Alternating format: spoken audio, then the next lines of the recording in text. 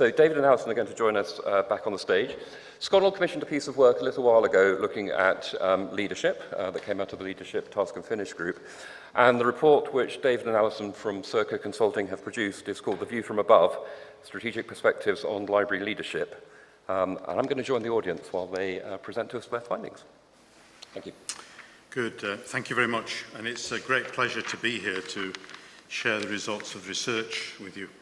I would like to take this opportunity on Alison and my behalf to thank Jane Savage, Rasheen Gwyer, Alison Board and the SCONUL office for their support throughout this project. We've been very well served by that group of people. So SCONUL commissioned Alison and me to conduct firstly a literature review for leadership and investigation into the perspectives of university executive level leadership, a view from above as it's called, through a series of interviews, and we had as our base two main research questions. Firstly, what strategies can library leaders employ to lead in uncertain times? And we heard a lot about that, not least this morning, from Professor Platt. And then secondly, what are the views of university senior leaders about academic library leadership and culture, including advice on moving out and up from the library? Just to add that we are also, as a second piece of work for SCONUL, looking at not just the view from above, but the view from beyond for a comparative international perspective. And we have just started to interview colleagues from universities in other countries. First, a few words, and I mean just a few words about the literature review, because the literature review will be publicly available shortly, so I'm not going to dwell on it here. I do hope you find it useful. A broad range of information sources from a wide variety of sectors was covered. The focus is on higher education in general and academic librarianship in particular.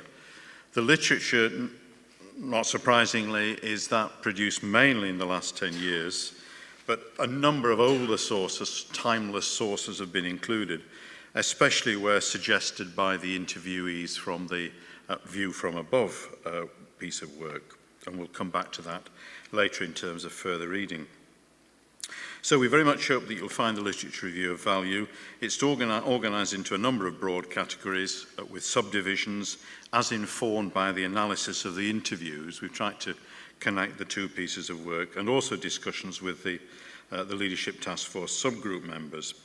I would perhaps at this stage particularly commend your attention to the final section, which is headed Sector Knowledge, and that gives details of the various information sources recommended by the various interviewees. And remember that these were all people who were either Vice-Chancellors or in senior second-tier roles, some of whom had been librarians, and what they recommended for further reading. And also you'll find, and I think some of you who were at one of the groups early this afternoon will already have seen the top 10 titles as essential reading as identified by the steering group. Alison. We decided not to do PowerPoint, and we just thought we'll speak sitting down, a bit low energy, so we'll try and raise it. I've just looked behind me. I honestly have to say we didn't choose that picture. So if you think it's people in hard hats, you know, and this is the view from above, it's not quite like that. But anyway, I'm just going to mention the approach we took to the interviews. 12 people were interviewed, all senior, and we actually promised them it was going to be anonymised, which was helpful, they could be open. But what we have done, although not recorded verbatim, we have tried to retain the voices we heard in the digest that is going to be available on the SCONUL website in due course. And I think you're going to hear that in the presentation we make. So this is really sort of what we heard. So do not shoot the messengers. And of those interviewed, 5 were Vice-Chancellors, 2 were Deputy Vice-Chancellors. There was a Registrar, a PVC, and 2 executive-level directors of student, various amalgamations of student services. And 3 from research, intensive universities, 5 large post-92 universities, 2 smaller new universities, and 1 specialist and 1 independent university. So good cross-section, 1 in Scotland, 1 in Wales, and the remainder from England. And a number of those we interviewed had actually come up through the librarianship route. 3 main areas of questioning. The first was their view of changes impacting on higher education and the response of the library to those. The second was their view of their library and of their library leadership. And the third was their view on how you might enhance your role in order to move up or out. Very enthusiastic and thoughtful interviews. If nothing else, I suggest that it really was good awareness raising for them. They had to actually think for 45 minutes to an hour about the library, and a very differing range of views expressed, as you'll hear. So, David, start to reveal. Thank you. All. Well, the first headings we've got are the future library, how it will change, and the future librarian and change management. And again, I firstly draw your attention back to Professor Petts this morning, and in particular the last third of her presentation. I thought had a very long but comprehensive list of all the challenges facing higher education, universities, and of course then university librarians, and also VJ's exercise this afternoon about librarians and libraries in 2030. So one of the things we did was ask about key drivers for and of change in the sector. And there were a number of things that it boiled down to, small number of things that it boiled down to: the impact of technology and the digital nature of teaching, learning and research. That was one of the fundamentals, and we'll keep coming back to that in terms of not only the librarian's role, but the librarian's opportunity. And quotes, the library needs to support academic quality. Again, that came out from a number of presentations this morning, this afternoon, academic quality. The library should be at the centre of the how to learn and where to learn. And these are the key contributions that are going to be expected of libraries in the future. We'll say more about the future library anon, but that's our starter for 10. So what should the leadership response be, the library leadership and beyond the library leadership? I think it came down to one sentence. Above all, there is a need to be innovative and forward-looking. That might seem simple, but there's a lot to that. And I think one of the themes that we would want to stress this afternoon is people may not realise it, but you're already doing a lot of this. Just make sure that people know you're doing a lot of this. And there were some perhaps less than complimentary points about some libraries and university librarianship, but there are also some very complimentary ones. And I'd like to quote one Vice-Chancellor about their view of their library and their library leadership, because I think it's a model, and if you can achieve this comment from your Vice-Chancellor, well done. So the Vice-Chancellor said, there is confidence in the library leadership to lead change. They are driving and inventing new ways of working. They are valued researchers in their own right, breaking down the idea that they are just professional services. They are creative and well-led. Alison. So we asked them, is the library a concern to you? Does it keep you awake at night? And generally, the answer was no. It's well run, and as you've heard, complimentary. However, that's a bit of a double-edged sword, because they then went on to say, so it's not a priority. And then they thought about it and said, so it drops down the list. And I think that this is one of the sort of concerns that we can share with you. If I quote this, the library is largely invisible to the senior executive group. It has maintained good relationships at various levels, but it does lack profile. And at strategic level, there is no shared view of what it is trying to do or trying to be. And I think that was sort of a theme that ran through this, which is, we know what libraries are, they've been doing it for a long time, and we just don't have to worry about it so much, except that, and we'll come on to this later, there are some key areas where the library really matters to the future of the university. We also heard some really helpful indications of where libraries are very well thought of and librarians. For example, in one case, at executive level, the library leadership works. Someone said KPIs, measurement, tell a good story, librarian is well respected. And so there was some sort of really encouraging words, but there was concern.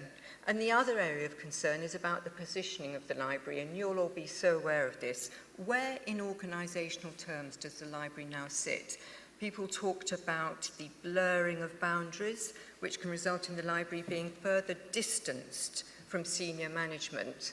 And the advice there was, if that's the case, then the relationship with your line manager is absolutely key. The relationship that then takes you as a library and your profile up into the executive team is really important.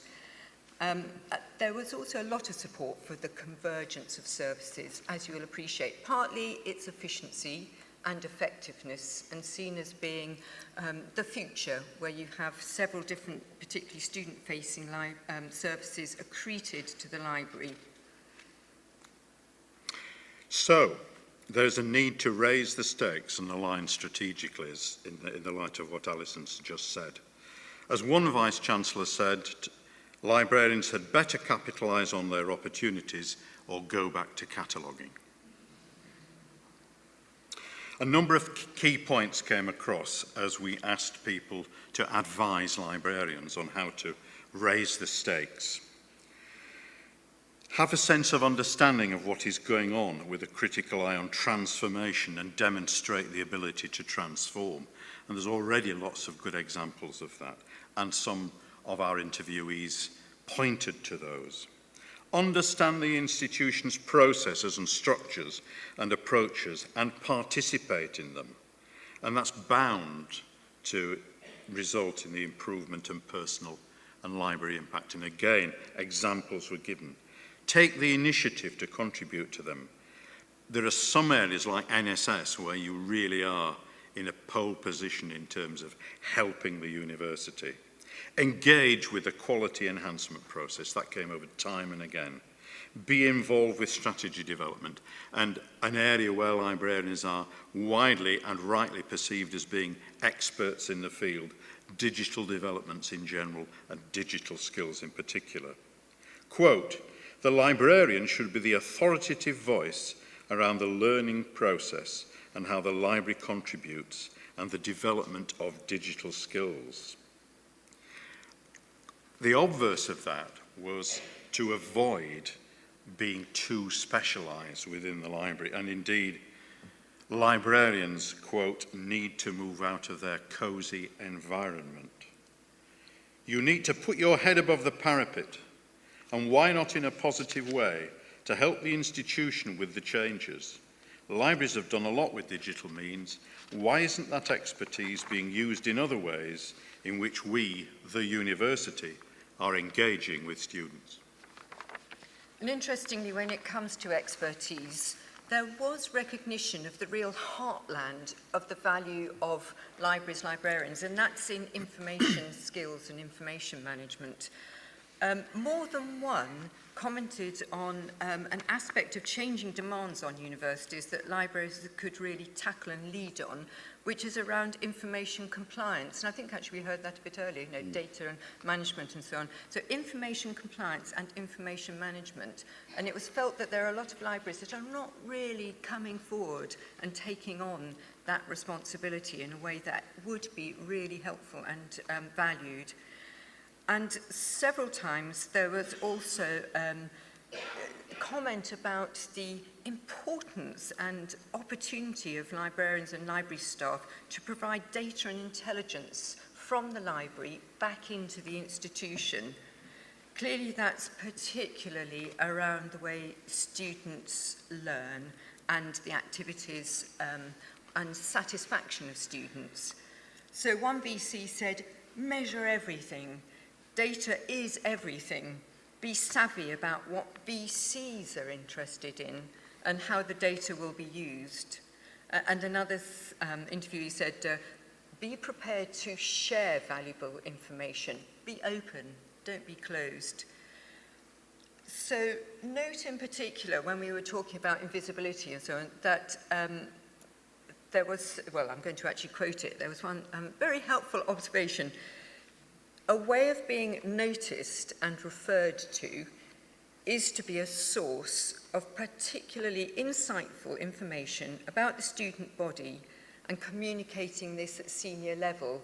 And it was very noticeable where there were senior staff who got that sort of information coming through from their libraries and their librarians, and said, you know, that's a reason why we have them on our senior groups and management teams and so on. Important intelligence for us.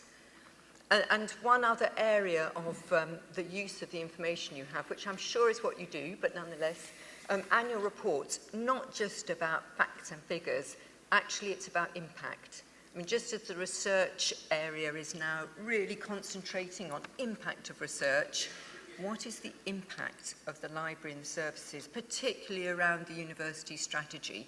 Just try and focus on that. We heard, again, quoting Professor Petts, we heard what keeps Vice-Chancellors awake at night. So if you can help the Vice-Chancellor sleep better, you've got a foot in the door of his or her office. And one particular area is the contribution that libraries make to student learning. Professor Petts talked about two particular areas which are particularly on the radar at the moment, TEF and student recruitment. And there's lots where libraries, as Alison's already mentioned, in terms of the library's understanding of the needs of students and the way it responds, the way the library and the library staff understand the behaviour of the student body. The library, unlike many other units in some universities, quotes, is in touch with students. They provide vital intelligence about the students, and the librarians have a good sense of key touch points which should be and are of value to the senior team. So a piece of advice from some Vice-Chancellors to librarians is be in a position where you can advise your VC on student learning and teaching. Understand how students work, and as Alison's already said, share that intelligence. And just at the moment, clearly the TEF is seen as a driver of change, and the library has the potential to be, and in a lot of institutions, already is regarded as an important contributor in the response to this issue. But we have to say that it's not just about teaching-led HEIs, it's just as important to research-led institutions. And we did also talk with interviewees about libraries' contribution to research. And a clear message came across from research-focused HEIs that the library provides vital services and resources. Richard and Judy moment. Look at the time. Look at the Excuse time. Me. Okay, Richard. That's right, Judy. Right. 6.5 minutes. Okay, we're nearly there. So I think the key issue is that, yes, the libraries are seen as important to development of research strategy, impact on success of the rest, but there was much less comment by the interviewees upon the library and research, and much less detailed awareness. And I think one word of advice from us is a much more overt advocacy about the library's contribution to research. Okay, we're now going to tackle some leadership issues. Moving out, moving up. So, what are the clues if you want to up the stakes? A portfolio going across different services. Many of you have it, some of you are out for it. Demonstrate that you can do more than just the library. Try chairing a working group, it was suggested. Look beyond the library, move on, move out. Have views on what's topical and important beyond the library world. Make sure you're plugged in out there. And interestingly, there was this sort of move beyond your own world, pick up on this at the executive team and avoid talking only about the library. And the other comment was, just don't talk too much about libraries, and if possible, 5 points max, 3 will do. So Dave and I've got a bit to learn from this. Anyway, break it down into short, sharp, and demonstrate you're up for a challenge. So those are the sort of sense of what you need to do. But the other classic area of it is about building networks. This is about building relationships. We heard that this morning. Build relationships with peers across and beyond the library. Make friends across the university. Build networks across the HE community, and not just through SCONUL. Move out from just the library areas. And again, this sort of sense of actually accreting experience across different areas of library management. One Vice-Chancellor said, there is a problem for librarians wanting to move up to VC roles. You need a track record in the academy. So, okay, you're not necessarily academics. And another said, COOs, you really have to be an FD or have accountancy. But don't let that stop you, because as one VC said, there is no reason why a librarian should not become a registrar. They have to come from somewhere. So, there's hope for us all. So, moving on. Key areas to gain success, then we identified 3 areas: personal credibility and ambition, academic empathy, and support and alliances. Personal credibility and ambition, absolutely crucial. You need to have good timing, knowing when to do something, knowing when not to do something. You don't get a second chance to make a first impression. But do bear in mind that a lot of very good things were said about libraries and library directors. You already have good reputation. Librarians are doers and can get things done. Build on that, gain more experience, make reference to aspects of significant improvement. Extend your horizons. Don't feel that you are limited. Quote, don't say, I am only a librarian. Yes, you are, but you can do other things. Academic empathy. This is an interesting one, if not a difficult one. Alison's already made allusion to it. It may not be crucial as librarians to be academically led, but you need to know enough. And indeed, again, there's lots of evidence that librarians have that academic empathy because you listen to student and staff views, you understand the evidence, and at your best respond innovatively and monitor impact. And finally, on those 3 key areas, support and alliances. Personal alliances within an institution, getting to know people across the university, academic service colleagues. And one piece of advice that I wish somebody told me 25 years ago, do not be in awe of the senior executive. Have the confidence to hold your own. And as one interviewee said, I made an appointment to speak to my Vice-Chancellor to discuss my desire to move up, and they did. So just going back to that comment about registrars have to come from somewhere, he then went on to, it's a he or she, went on to consider what might stop you. And one of them was the opportunity isn't taken for personal development and leadership training. So we asked them about that, and basically it was a huge encouragement to pursue your own personal development and support, because a number of people said, I just wasn't ready for it. I just was not prepared for a senior role.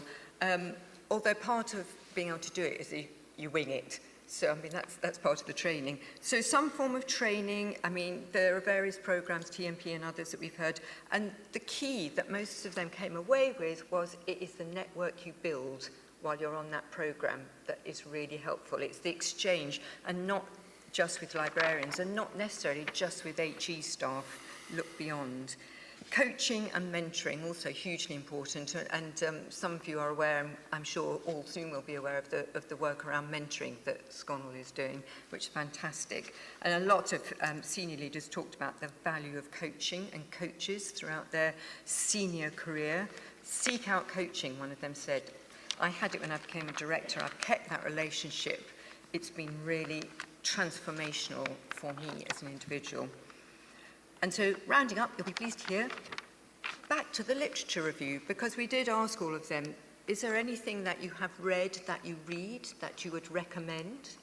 Interestingly, to be absolutely honest, most of them said read. You know, I haven't Don't have time. I haven't read or a leadership book. One or two did come up with some really interesting suggestions for important leadership literature, but most of them said the most important thing is you have to keep informed through things like wonky, social media, Twitter, the publications or output from key organisations like Guild HE, UUK, etc. And that's actually recorded in the information sources part. Yeah. So have a look at what senior staff read. I'm sure it's mainly what you look at as well, but there were some really helpful pointers there. So that was sort of largely where we ended the interviews. And just to round off... Just to finish, we're each going to quote from one of our interviewees, because one of the questions was, okay, what advice would you give? In my case, for a librarian who wants to improve their position and impact. And the answer was, have a clear vision, understand university strategy, be realistic about resources, put forward evidence-based arguments, explain why investment should continue, and exhibit high energy and commitment. Tick them all off. And the quote that I'm going to read out is, advice to a library leader who wishes to extend their portfolio or move into a more senior role. Be on the front foot, ask a lot of questions, triangulate. Think about how your service can contribute to other places and suggest that you do. If there are opportunities to take things on outside the library, take them on. And don't wait to be asked. Build on your track record of delivery. Don't be precious about the library. Be enthusiastic about stuff, even if you're not. Champion staff, but not in people's faces. Be authentic. Learn how to challenge effectively and appropriately. Learn how to receive and respond to challenge on behalf of your service rather than personally. So that gives you a flavour of the sort of helpful advice and feedback that we got from these interviews. And this is all collected into the digest that you will be able to read in full. So, I mean, this is but a taster of some really helpful and at times a little unhelpful comments that we received back. So over to you. Thank you for your time.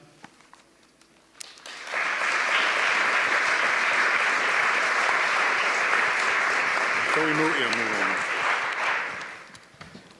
Thank you very much for a truly insightful and extremely helpful presentation. Lots of practical things that we can do there. Lots of advice we can take away, and do look out for the link on the website when it goes up very shortly. So we have about 10 minutes or so for some questions. Anybody like to kick off?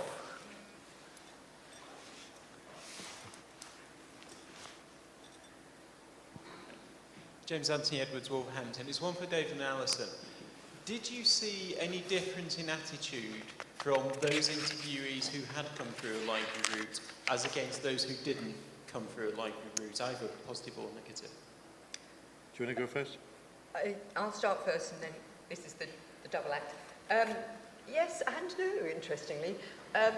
Sometimes actually they were quite harsh about, you know, just get up and do it. Do you mean the ex-librarians? Ex-librarians, yeah. Yes. And very much that sort of sense was I actually made the move to make this happen.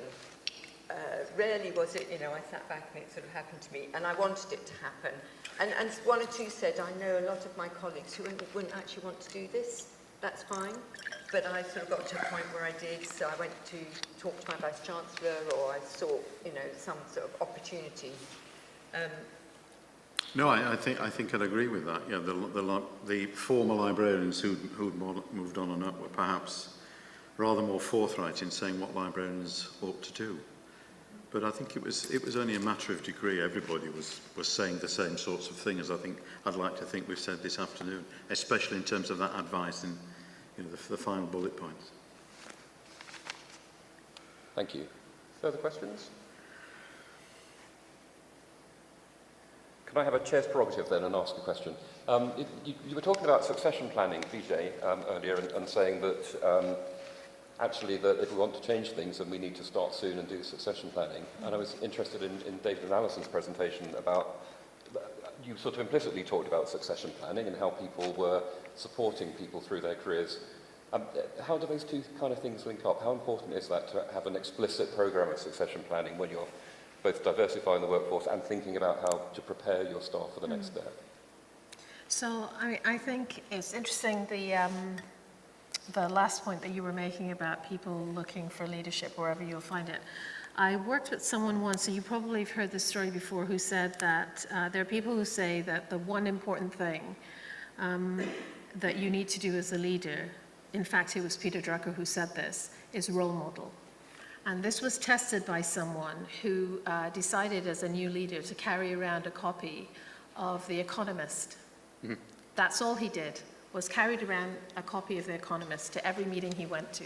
Never read it, but he carried it around. And soon, other people in his team started to carry around a copy of The Economist. And that was just an experiment, yeah? So I guess to answer your question, in terms of succession planning and the aspiration to have a more diverse workforce, a workforce in librarians who are leading and part of the representing the community that they're leading on behalf of, is to start now, where you have people who are ready to go now. So that's the first thing. There are people ready to take on leadership roles now who need encouragement. And what was really great this morning was I heard about the various schemes that you're starting, mentoring, coaching, networking, to boost people's opportunities. I think in terms of succession planning and looking at what's coming, there are people who will not be attracted to come into the profession if they don't see it as a place for them. So it's how do we make this an inclusive offer?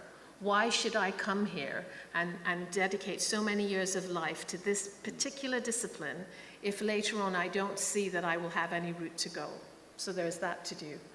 And I think the last thing I would say is you can network with people outside of higher education who embody similar professions to the ones you're in, and those are the schemes that have been the most successful that I've seen. So pairing up with people who work in, say, the charitable sector in your locality, who are doing a similar influencing role, and using their, meeting for a coffee, doing something very informal to start accelerating the conversations around your leadership. So that would be what I would want to do. But I think if you want to see it in 10 years' time, it has to be in your formal leadership plans now.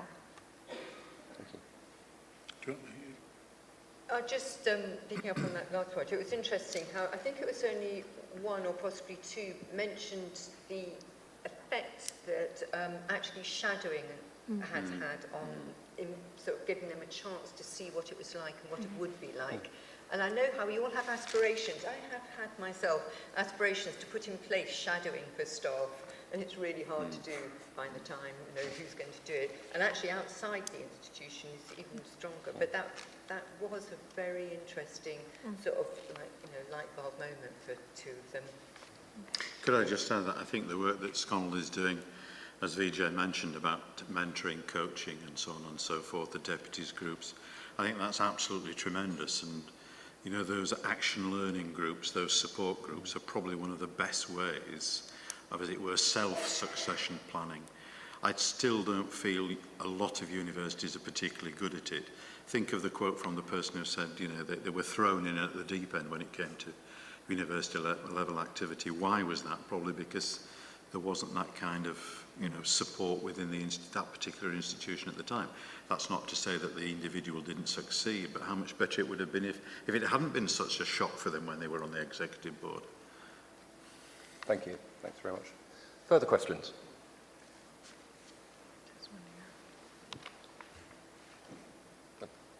Thank you. Is that on?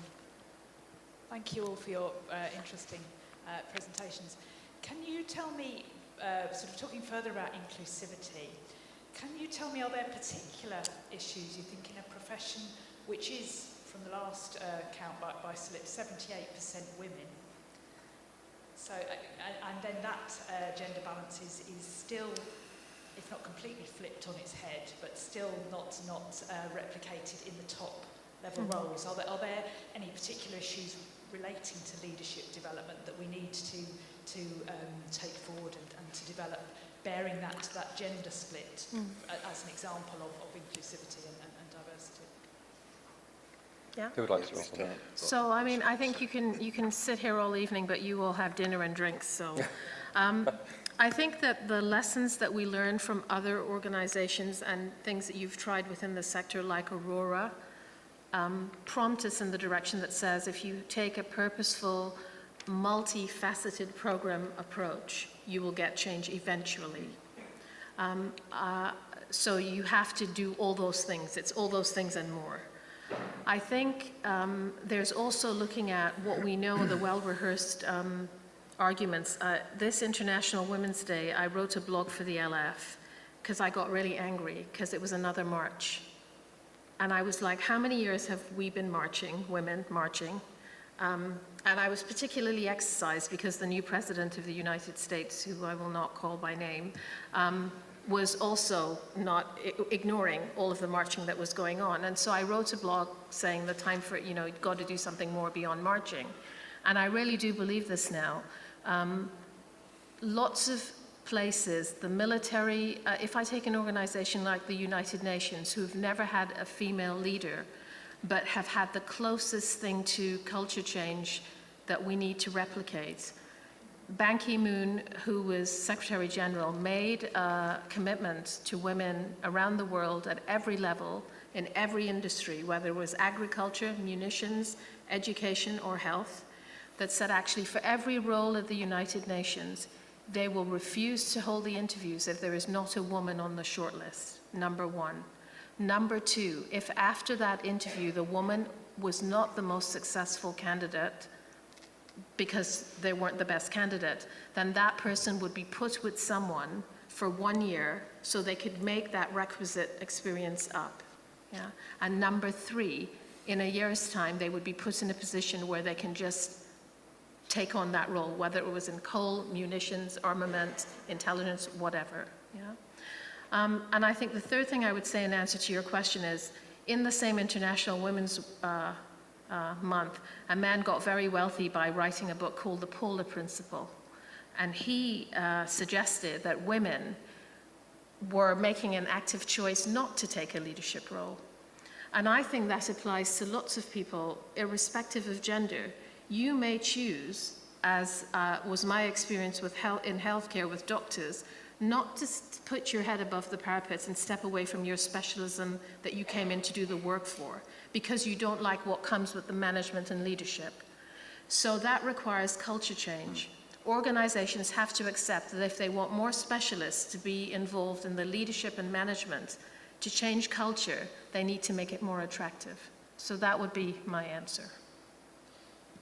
I think we'd very much support that, wouldn't we? I mean, one of the things you just said, Vijay, was put your head above the parapet, and that, either by those exact words or other things similar to that, was very much the message coming across from all the people we interviewed. I'm just trying to remember what the gender balance was. So it was about 50-50? Funny enough, I'd just gone back to look at that. We were quite careful that we did get a good gender balance, and actually, to be honest, we had to work quite hard to get enough men.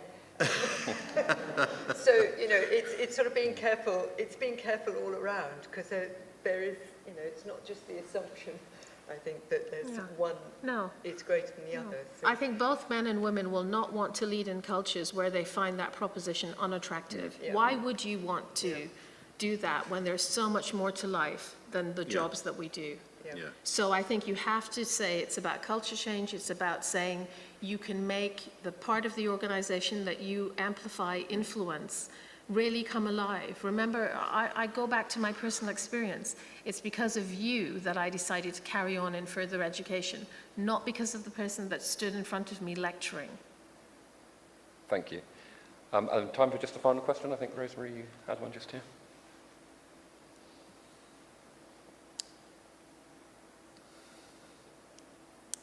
I'm Rosemary Lynn from the Tate, and my question very much relates to that notion of leadership and management and how we change things, because I was going to ask you said this is the era of collective, collaborative leadership, which I really like. But the kind of default mechanism, certainly in my organisation, is to the specialist leader, the people who have the knowledge and the background. And I'm, you know, any sort of moves towards changing that model of leadership, I think will be transformational, but it's hard. So I wondered what suggestions you had for making that move, for supporting that move, really.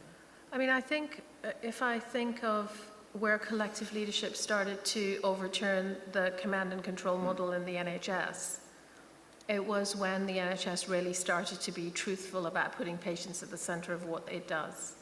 Because actually, and all of us here can be patients or are patients, the whole of our healthcare was organised around the consultant's calendar, not the patient's needs. In higher education, quite a lot of what we do is organised around the academics' needs. It's about culture change, because culture is leadership. So it's about saying collectively, no one person can shoulder the burden of leading an HEI into the future as an individual. No one top team is capable of the kinds of changes that are coming our way. And actually, people in the organisation with your capacity and capability have a lot to input into that. So it's about looking for how can we, even if we don't take the leadership role with the capital L, can we be part of that committee that's looking at X, which might seem very removed to your profession, because that's how you get more voices in the room. But it'll take time to change, and you have to be willing to go for it and not just retreat to command and control when a crisis hits. I mean, I say to colleagues in higher education, they laugh at me, I go, with patient care, it was easier. You know, there was a burning platform, a patient's life, a child's life, care of the elderly. In higher education, I need to light some fires. You know, like, I'm not saying I'll do arson or anything, but just saying, you know, you need a burning platform. What is the burning platform? Well, the students are. They're now recognizing that they're paying for an education, and they're becoming consumers of that education, and they want something different. And if I just add to that, I mean, it might sound like extrapolation, but I think it's really important that we heard so much about the value now placed on you for the intelligence, insight, support of the student. And I just think that actually a lot of the senior staff were sort of just saying, actually, there's a really important sort of combination here of a sort of professional service, and I'm sorry to use the word service, but it is used a lot, that actually understands that relationship with the student. And one of the vice chancellors actually said something very interesting, which was that the library is really important because it has an open contract with the student learning. And actually, in a way, what I think they were saying was it's unmediated by the academic, who is a particular force. It is actually where the student is sort of, you know, directly being supported by the university and what matters. And I really think this is a massive opportunity for the leadership to sort of say, yeah, we're there. And others were saying the development of the service, what they really wanted was real support of the learning process and the student learning process, which might not be what you necessarily want, but it's clearly what the leadership is looking for. Thank you very much. We're out of time, so can we say thank you again to our speakers this afternoon?